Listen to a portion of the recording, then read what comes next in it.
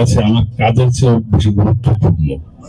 এই কারণে গুরুত্বপূর্ণ, ওনাদের যাদের আত্মদান, ওনাদের যাদের আহত হয়ে ওনারা যাদের শারীরিক ভাবে পঙ্গুত্ব বরণ করে আমাদেরকে একটি মুক্ত বাংলাদেশ উপহার দিয়েছেন, তাদের জন্য একটি সন্ধ্যা, একটি দিন, একটি বেলা না, আমার আগামী জীবনটাও দিতে আমি প্রস্তুত আছি। হয়তো আমার বক্তব্যের মাঝখানে অনেকে অনেক রকম বন্ধ খুঁজবেন বা বন্ধ খুঁজে পাওয়ার চেষ্টা করবেন। আমি বলছি খুব সোজা ভাবে, সুন্দর ভাবে বাংলাদেশটাকে দেখেন, আমার দেশটাকে দেখেন, আমার দেশের মানুষদেরকে দেখেন, তাদের অধিকার থেকে দেখেন।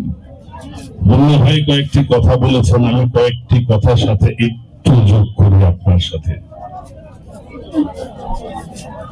যে লোকগুলো নিহত হয়েছে, জাতিসংঘের যে জরিপ, তাতে করে প্রায় 1400-র উপরে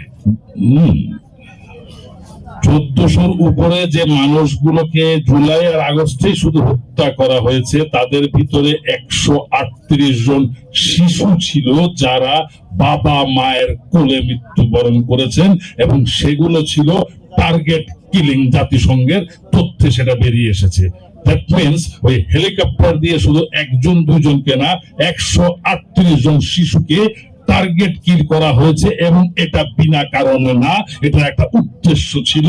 তাদের সেই অবৈধ ক্ষমতা, ফ্যাসিস্টের অবৈধ ক্ষমতাকে চিরস্থায়ী করার একটা বন্দোবস্ত করার জন্য। যে লোকগুলো আজকে মারা গেছেন, তারা বিনা কারণে কেউ মরেন নাই। যারা আহত হয়েছেন, তারা বিনা কারণে কেউ আহত হননি। তারা তাদের মাতৃভূমি, তাদের মানুষের অধিকার, মাতৃভূমি সার্বভৌমত্ব, মানুষের অধিকার, ভাতের অধিকার, ভোটের অধিকার, কথা বলার অধিকার, সর্বোপরি আমার বাঁচার অধিকার নিশ্চিত করার জন্য তারা রাজপথে হাতে মৃত্যু নিয়ে আন্দোলন নেমেছিল। তাদের জীবনের বিনিময়ে আমরা পেয়েছি একটি সুন্দর নতুন আরেকটি স্বাধীন, দ্বিতীয় স্বাধীনতা, যেটা 24 আগস্ট এবং জুলাইতে আমরা যে আন্দোলনের মাধ্যমে পেয়েছি। আর ফ্যাসিস্টটা সমাজের সব জায়গায় আছেন। এখানেও হয়তো কেউ কেউ আছেন মাথা উঁচু করে বসে আছেন, বকুঝুকি মারছেন, তার দিকে কেউ আঙুল দেখায় কিনা আমরা সবাইকে চিনি।